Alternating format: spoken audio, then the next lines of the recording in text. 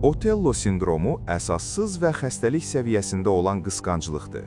Bu sindromu olan insan heç bir real sübut olmadan partnyorunun ona xəyanət etdiyini düşünür. Bu düşüncə zamanla narahatlığa çevrilir və insan daim sübut axtarmağa başlayır. Belə insanlar tez-tez partnyorunun telefonunu yoxlayır, harada olduğunu soruşur, get cavab verilən mesajları belə şübhəli hesab edir. Ən təhlükəli tərəfi isə odur ki, bu şübhələr real faktlara deyil, insanın öz qorxularına əsaslanır. Bu sindromun səbəbləri arasında özünə inamın zəifləməsi, keçmiş travmalar, etibarsızlıq, alkoqol istifadəsi və bəzi psixoloji xəstəliklər ola bilər. Otello sindromu münasibətləri məhv edə, davamlı stres yarada və hətta aqressiyaya səbəb ola bilər.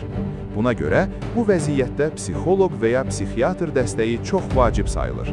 Unutmayın, sağlam qısqanclıq normaldır, amma sübutsuz ittihamlar artıq psixoloji problem hesab olunur.